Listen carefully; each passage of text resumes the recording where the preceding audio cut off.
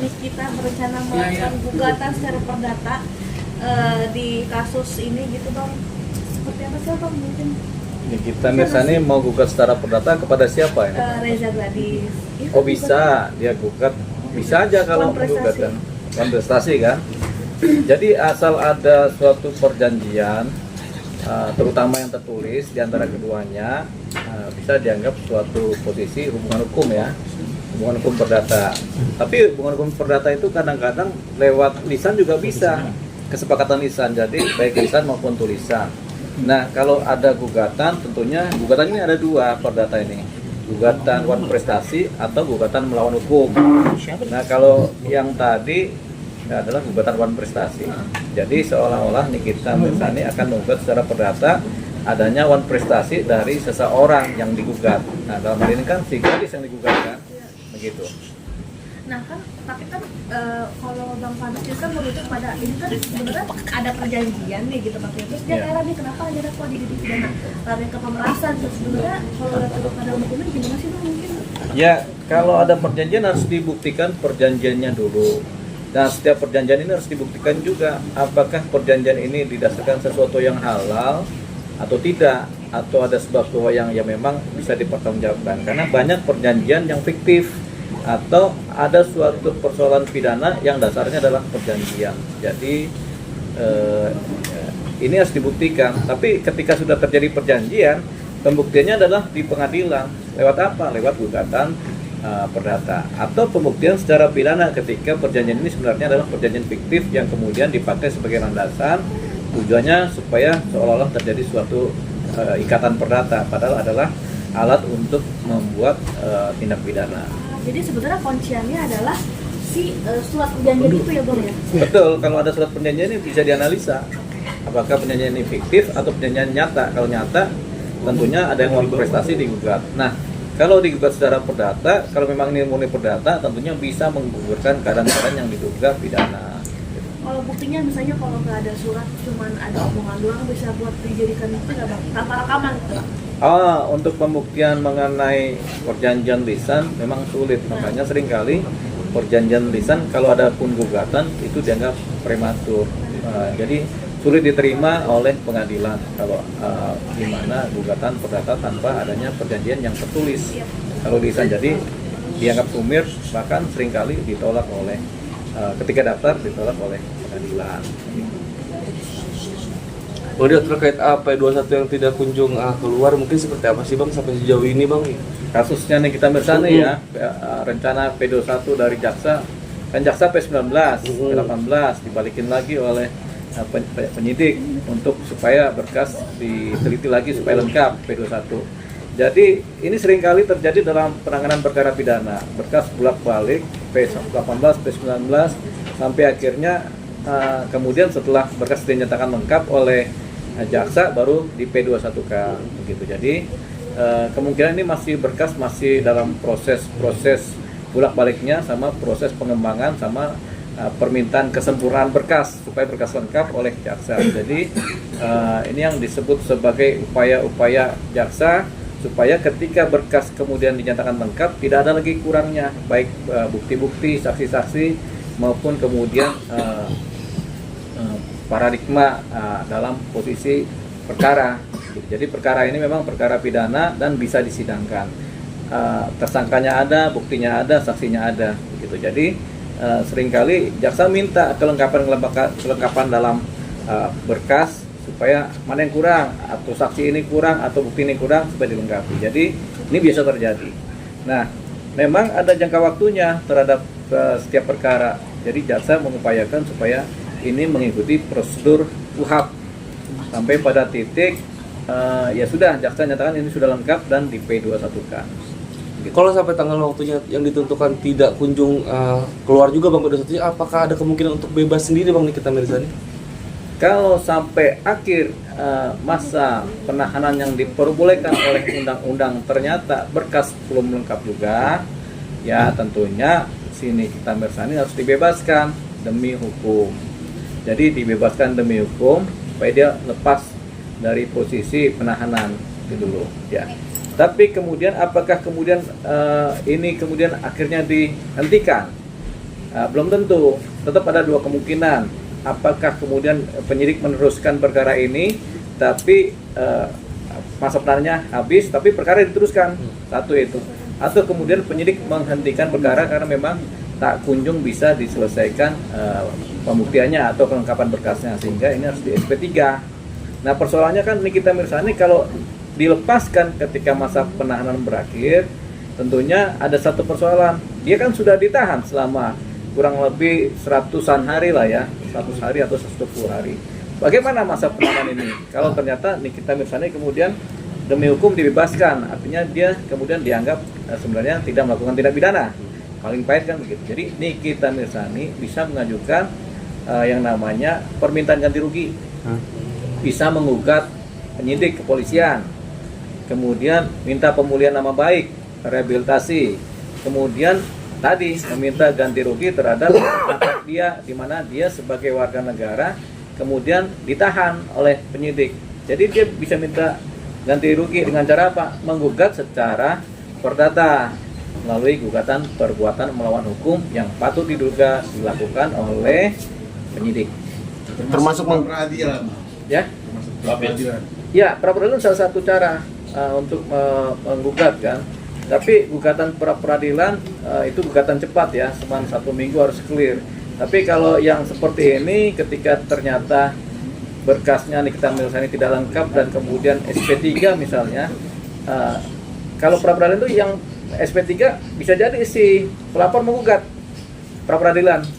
Nah, kalau seorang Nikita Mirzani, dia jalur yang paling bagus adalah melalui gugatan perbuatan melawan hukum terhadap cedera-cedera yang dialami, yaitu karena dia ditahan, kemudian dia dikurung, masa kebebasan dia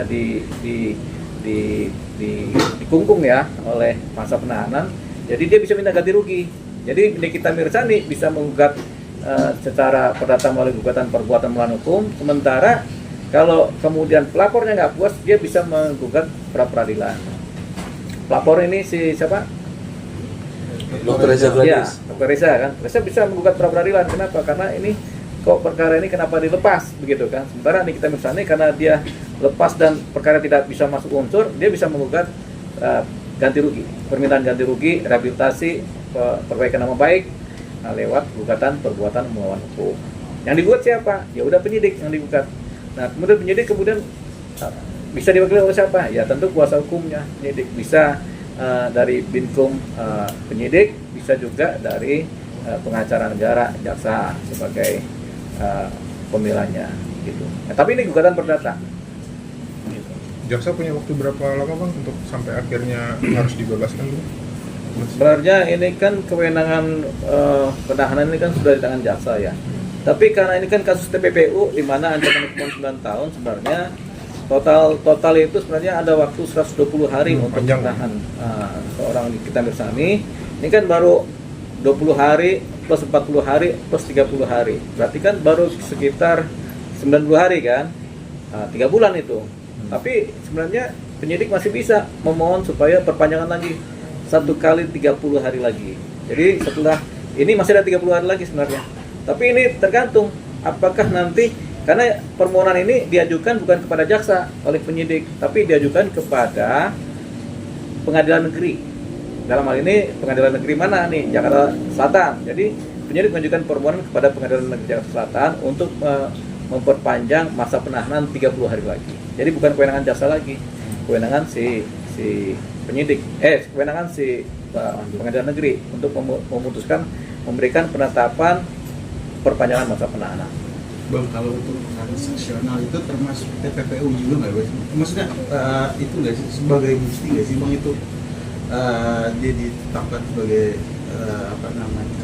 tersangka dalam kasus TPPU sendiri untuk transaksionalnya sendiri? Transaksi. Ya. Jadi begini, uang diterima oleh Nikita Mirzani, kemudian Nikita Mirzani membelanjakan uang ini, beli mobil misalnya atau beli rumah misalnya. Itu alat bukti nggak? Ya bisa termasuk sebagai posisi pencucian uang. Tapi si pembeli atau si penjual ini belum tentu dianggap bersalah karena melakukan transaksi, kan nggak tahu uangnya dari mana. Jadi ya, tetap yang dianggap bersalah tentunya Nikta Mirsani. Kalau memang TPPU terpenuhi, ya bersalah tetap Nikta Mirsani. Kecuali ada kesepakatan antar mereka, pembeli dan penjual, uangnya tahu dari mana, mereka cuci uang itu untuk diberikan apa dengan niat sengaja, dengan niat jahat ya. Berarti termasuk untuk pembuktian terbalik gitu ya Bang? Seperti itu nggak perlu nggak Bang? Pembuktian terbalik artinya untuk bisa melihat ini. Kalau TPPU, Iya. Kalau the money gitu Bang. ya Dari mana? sebenarnya misalnya? nggak perlu pembuktian terbalik. Jadi itu urusan penyidik membuktikan. Jadi si pembeli dari atau penjual terhadap Nikita Mirsani ya dia nggak perlu membuktikan. Dia juga belum tentu jadi tersangka walaupun uang ngalir ke dia, karena kan dia kan sebagai penjual yang baik begitu.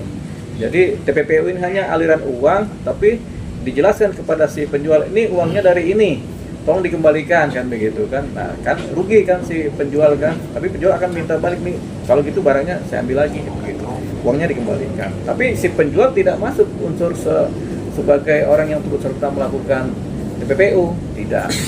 Kan kita beranggapan di Nikita Mirsani sebagai pembeli. Ini kalau semua unsur terbukti ya, di mana ada TPPU-nya, ada pemerasannya, ada pencemaran nama baiknya. Bang, jadi begini. Jadi poinnya adalah Bang, yang saya tangkap dari pengacara sebelah sana. Pada prinsipnya kalau dibilang bukti, semua itu udah bisa langsung P21. Hanya saja pihak RG ini kan masih mau melibatkan 2 orang ini ya Bang, Ya. yang belum terlibat. Nah, kalaupun pada akhirnya tinggal 1 hari lagi pada akhirnya bisa gak sih pertama adalah lawyer bilang yaudah P21, yang kedua ya pada akhirnya semua itu kan dibongkar ke pengadilan, yang 2 ini terseret, bisa gak Bang? Nah, kalau ada 2 orang lagi yang dikejar, tapi kemudian karena waktu tidak cukup pembuktiannya, akhirnya seorang Nikita Mirsani bersama Mail tetap disidang duluan, bisa mereka di persidangan duluan, asalkan sudah P21 ya. P21 tahap kedua kemudian disidang. Jadi tersangkanya atau terdakwanya nanti 2 orang dulu, Nikita Mirsani dan Mail. Tapi ketika terjadi proses pembuktian dalam persidangan, di mana saksi-saksi diperiksa, bukti diperiksa, di mana kemudian setelah debat-debat dengan jaksa dan pengacara, diketahuilah bahwasanya ada pelaku lain, yaitu si A dan si B yang memang terkait. Nah itu mereka kemudian bisa dijerat dengan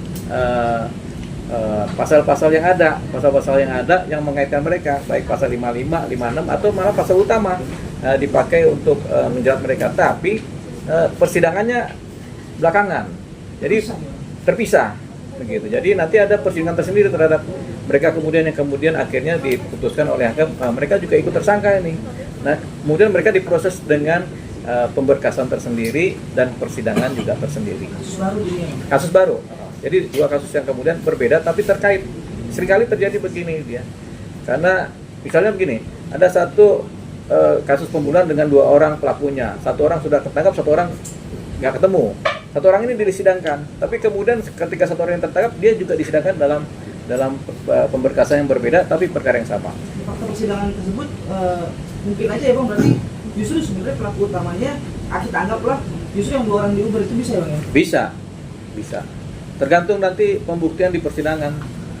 Cerita-ceritanya nanti kan ada ngalir ini. Kan sementara kan ini kan yang tahu masih penyidik sama jaksa, hakim belum tahu. Kalau hakim juga udah tahu, nanti pengacara juga tahu, nanti akan ngalir tuh proses terciptanya alur-alur kebenaran dari suatu proses perkara. Bang, yang menarik juga kemarin soal perbedaan pendapat soal bukti utama itu berupa rekaman. Kalau dari pihak Reza Geladi sendiri kan menganggap itu bukti itu ya sah gitu. Sementara dari pihak Nikita, Bang Pamitan itu bukti nggak sah karena ya justru bisa berpeluang dilaporkan balik gitu Bang, karena tanpa sepengetahuan salah satu orang yang direkam. Dan sebenarnya kalau dari status bukti itu sendiri gimana Bang? Sementara itu kan bukti untuk membuktikan suatu dugaan kejahatan, tapi ya dari pihak kita menganggap itu bukti yang tidak sah gitu. Ya. Jadi semua bukti yang menunjukkan atau semua alat bukti yang kemudian bisa menunjukkan adanya suatu dugaan kejahatan itu akan dianggap sebagai alat bukti. Jadi kita tidak mengenal bukti yang sah maupun yang tidak sah. Jadi bukti apapun juga kalau dia bisa dijadikan petunjuk atau sebagai bukti adanya suatu kejahatan atau suatu tindak pidana, ya dijadikan sebagai barang bukti. Nah kalau zaman sekarang ini kan rata-rata ada rekaman-rekaman, ada handphone, ada alat-alat apalagi yang kemudian bisa dipakai di medsos kan, atau bahkan medsos sendiri bisa dipakai sebagai barang bukti. Jadi barang bukti itu nggak terpaku hanya sekedar barang bukti fisik, kadang-kadang software juga bisa dijadikan barang bukti. Jadi barang bukti itu bisa apa aja yang kemudian bisa menunjukkan adanya suatu dugaan kejahatan yang dilakukan atau suatu bukti-bukti yang bisa dipakai untuk membuktikan suatu kejahatan. Jadi misalnya ada handphone ini dipakai untuk memukul kepala orang meninggal. Handphone ini menjadi alat bukti secara fisik, bahwasanya ini loh barang buktinya yang dipakai untuk memukul, gitu. Jadi bukan cuma handphone, kadang palu, kadang batu, kadang apalagi. Jadi semua barang yang kemudian bisa menunjukkan adanya suatu tindak pidana kejahatan itu bisa dipakai sebagai barang bukti. Jadi kalau dalam isi percakapan itu memang akhirnya mengandung unsur tindak pidana gitu, membuktikan adanya pemerasan, Iya. itu nggak bisa digugat gitu bang? Nggak bisa digugat, itu memang barang bukti. Jadi rekaman itu termasuk barang bukti, baik yang kemudian direkam secara resmi maupun secara tidak resmi. Ketika itu kemudian menunjukkan suatu tindak pidana kejahatan, itu bisa dipakai sebagai barang bukti di persidangan untuk menunjukkan adanya suatu tindak pidana. Berarti dalam UU ITE sebenarnya ada pengecualian gitu bang ya, maksudnya ya nggak izin nggak apa-apa, tapi ketika itu membuktikan suatu tindak pidana ya nggak apa-apa gitu, nggak harus izin dari yang orang yang direkam gitu ya bang ya. Betul, jadi nggak perlu ada izin. Siap. Ada lagi? Cukup. Atau lari? Atau laris, Bang?